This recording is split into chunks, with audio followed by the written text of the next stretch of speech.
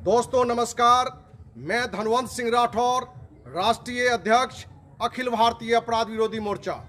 दोस्तों, कल आईएमए के पूर्व national president doctor Ajay Kumar live cities के महिला पत्रकार को घर बुलाकर पारस हॉस्पिटल के बारे में हॉस्पिटल का पक्ष रख रहे थे और पक्ष रखने के क्रम में उन्होंने ये बताया कि पारस हॉस्पिटल में मैं पिछले 3 साल से काम कर रहा हूं। पारस हॉस्पिटल की जितनी शिकायतें हैं वो गलत है। कहीं ना कहीं किसी द्वेष की भावना से ये लोग आरोप लगाते हैं। अभी जो 4 दिन पहले घटना जो घटी है, उस घटना के बारे में भी अपना वो विचार अलग तरीके से रख रहे थे। दोस्तों, आईएमए के पूर्व national president doctor Ajay Kumar से कहना चाहते हैं हम कि पारस हॉस्पिटल की चिकित्सा की जो व्यवस्था है, जो कमियां हैं वो तो है ही, लेकिन ये भी कड़वी सच्चाई है जिसका मैं खुद आंखों देखा गवाह हूं कि पारस हॉस्पिटल में और रूबन हॉस्पिटल जो बिहार की राजधानी पटना का 2 बड़ा हॉस्पिटल है, इन हॉस्पिटल में जीवित व्यक्ति का तो दूर, मुर्दों का भी इलाज होता है। ऐसी घटना 2017 की हम शेयर करना चाहते हैं। पारस हॉस्पिटल में मई 2017 में मेरे चचेरे बड़े भाई की तबीयत ज्यादा खराब हो जाने पर पारस हॉस्पिटल में इलाज के लिए लेकर गए थे। इलाज के ले जाने के बाद शुरुआती प्रक्रिया में एक हॉल में उनकी जांच हो रही थी। उसी वक्त दरभंगा पारस अस्पताल से एक बीमार महिला को भी जांच के लिए उस हॉल में लाया गया था।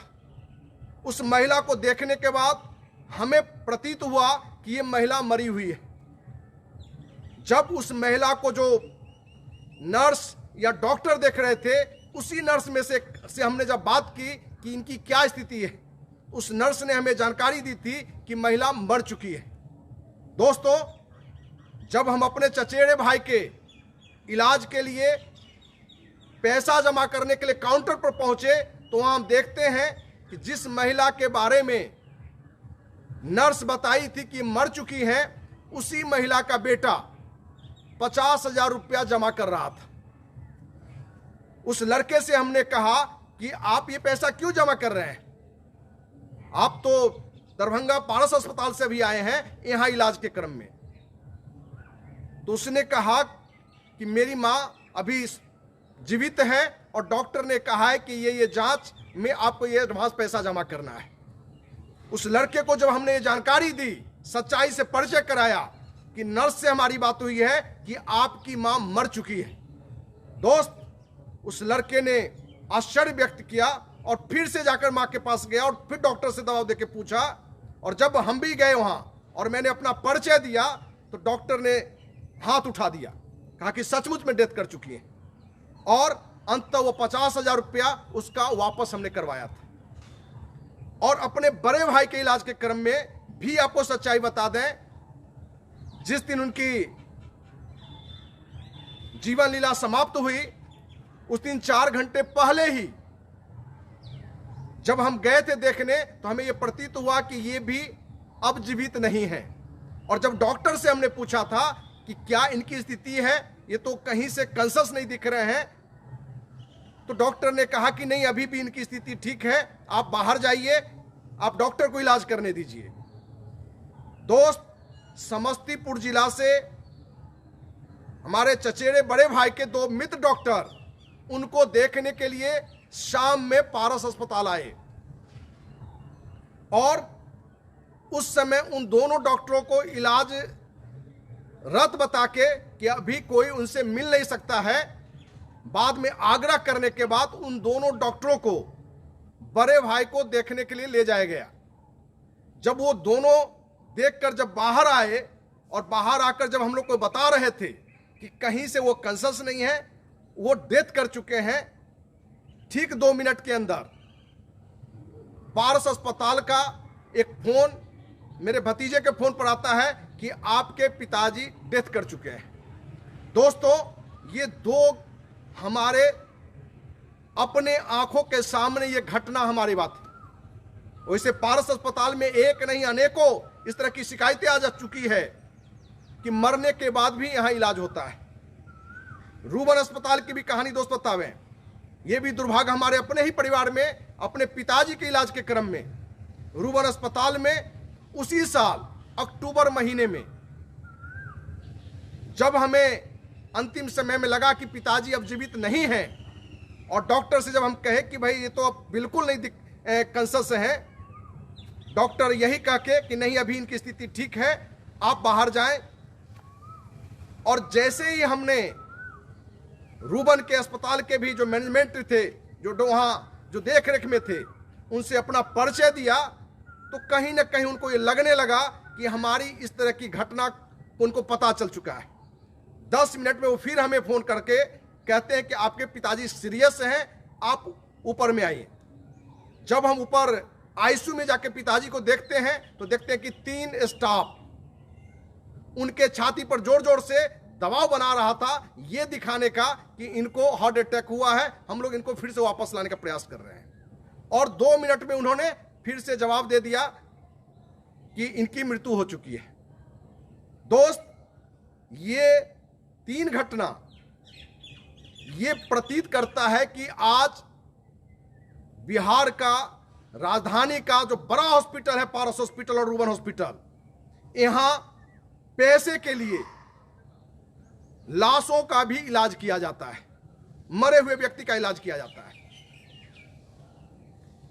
दोस्त, पारस अस्पताल के बचाव में डॉक्टर अजय कुमार कह रहे थे महिला पत्रकार से कि आप दिखने में सुंदर हैं,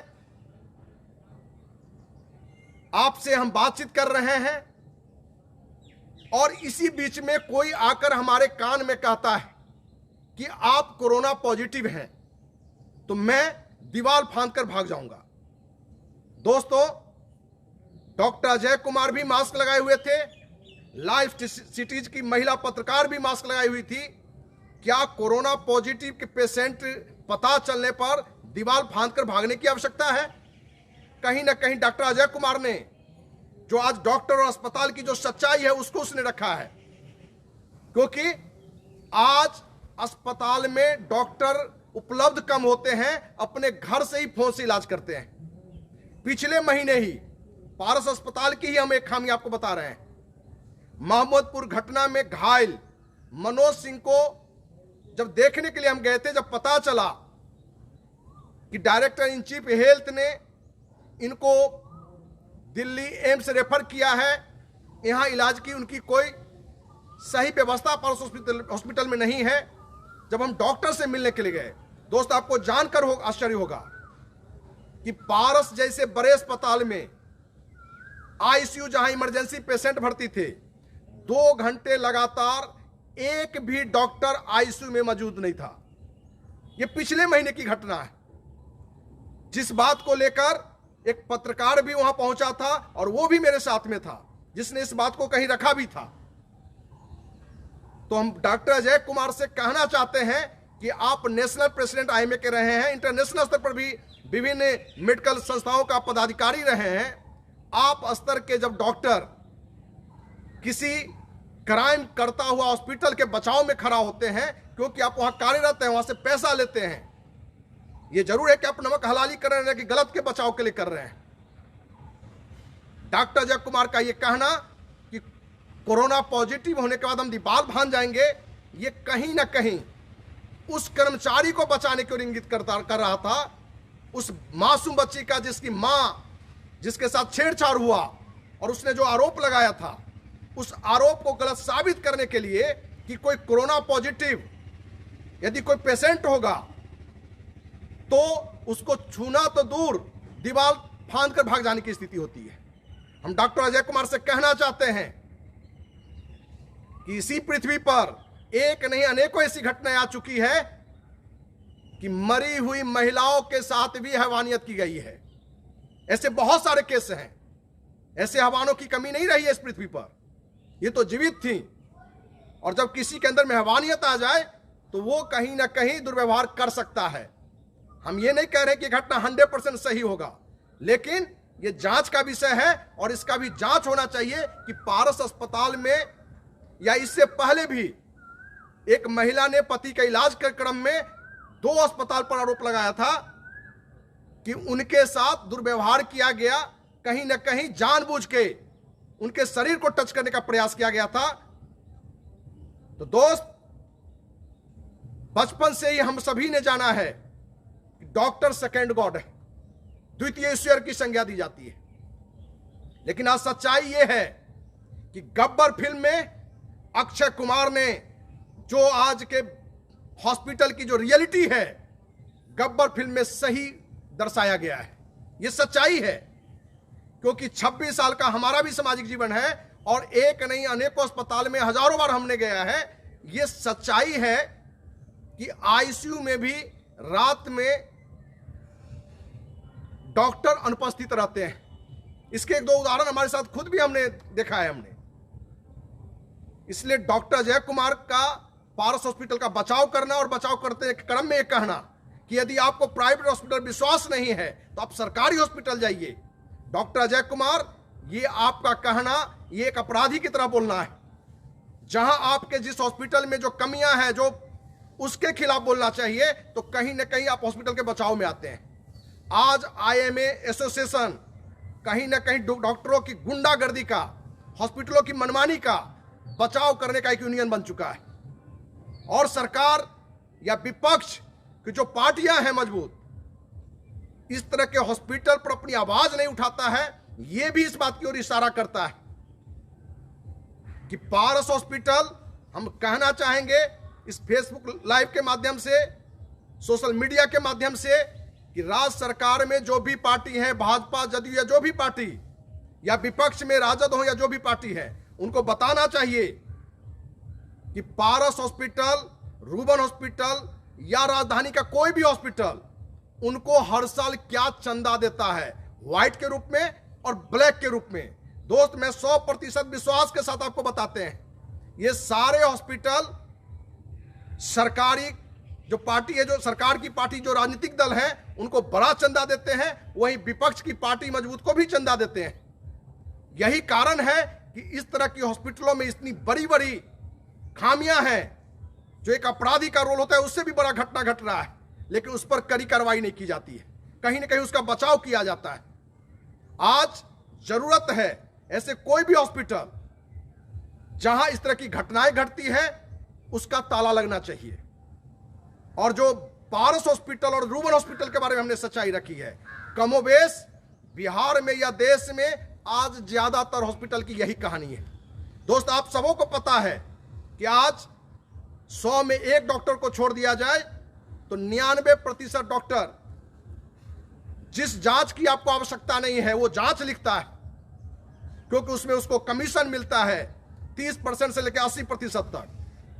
बहुत सारे डॉक्टर ऐसे दवा आपको लिखते हैं जिस दवा की कीमत पर खर्च 1 रुपया है और 100 रुपया में बिक रहा है, उस तरह की दवा जानबूझकर लिखा जाता है, क्योंकि उसमें उसको 40 से लेकर 80% तक कमीशन मिलता है। तो दोस्त, जहां आज डॉक्टर को हम आप द्वितीय ईश्वर कहते हैं, वहीं आज ये नंबर 1 डकैत बन चुका है। लेकिन आज ही जो डॉक्टर ईमानदारी से, जो डॉक्टर की जो नैतिक जिम्मेवारी है उसको निभा रहा है, हम उनके बारे में भी कहना चाहेंगे, वो आज देव नहीं है, महादेव हैं। लेकिन जो डॉक्टर, जो हॉस्पिटल इस तरह का हैवानियत कर रहा है, पैसों के लिए कर रहा है, नैतिक रूप से गिरा हुआ है, इन सारे हॉस्पिटल पर, ऐसे जो भी डॉक्टर पर कड़ी कार्रवाई होनी चाहिए। हम तो राज्य सरकार और भारत सरकार से मांग करना चाहेंगे कि जिस हॉस्पिटल में, जिस डॉक्टर के देखरेख में मरे हुए व्यक्ति का भी इलाज हो रहा हो, जो दवाइयां, जो जांच नहीं लिखा जाना चाहिए, वो यदि लिखता है तो उस पर कानूनी रूप से कार्रवाई होनी चाहिए। और मरे हुए व्यक्ति का इलाज जो भी डॉक्टर करवा रहा हो, उसकी डिग्री को भी रद्द करना चाहिए, क्योंकि इस तरह के अपराधियों को जब तक सजा नहीं मिलेगा, ये अपराध करता रहेगा। दोस्त, आज बिहार नहीं, पूरे देश के ज्यादातर हॉस्पिटल इलाज के लिए नहीं रह गया है, बल्कि वो बुचर खाना बन गया है। आज कोरोना का पेशेंट जितना अपने बीमारी से मर रहा है उससे ज्यादा इस तरह के हैवान डॉक्टर, हैवान हॉस्पिटल के कारण मौत हो रही है। और डॉक्टर अजय कुमार से यह भी आग्रह करना चाहेंगे कि आपका उम्र 71 वर्ष हो गया है, जीवन के बहुत साल आपके लिए नहीं बचे हुए हैं। डॉक्टर साहब, जो डॉक्टर को जिस तरह से द्वितीय ईश्वर कहा जाता है, उस पर आप खरा उतरने का प्रयास करें, न कि किसी अपराधी हॉस्पिटल का बचाव में आप खड़ा हो जाएं, क्योंकि आप लाइफ सिटीज के महिला पत्रकार को घर सिर्फ और सिर्फ पारस अस्पताल के बचाव में लाए थे और कहीं न कहीं उस मासूम लड़की को दोषी करार कर रहे थे। पारस हॉस्पिटल के बचाव में आपने कहा कि कोई खामियां नहीं है, ये सच्चाई हम रख रहे हैं। और इस तरह के एक नहीं अनेकों उदाहरण पारस हॉस्पिटल, रूवन के पास, मेरे पास में भी है। दोस्त, आपको यह भी मालूम होगा, राजधानी पटना के सैकड़ों हॉस्पिटल में खुले रूप से कि आप पेशेंट दें, आपको 20 से 50% तक पेशेंट का जो भी बिल बनेगा उसका आपको दिया जाएगा। जब 20 से 50% पेशेंट के इलाज का खर्च सामने वाले को दिया जाएगा तो क्या स्थिति होगी। ऐसे अनेकों हॉस्पिटल की कहानी है।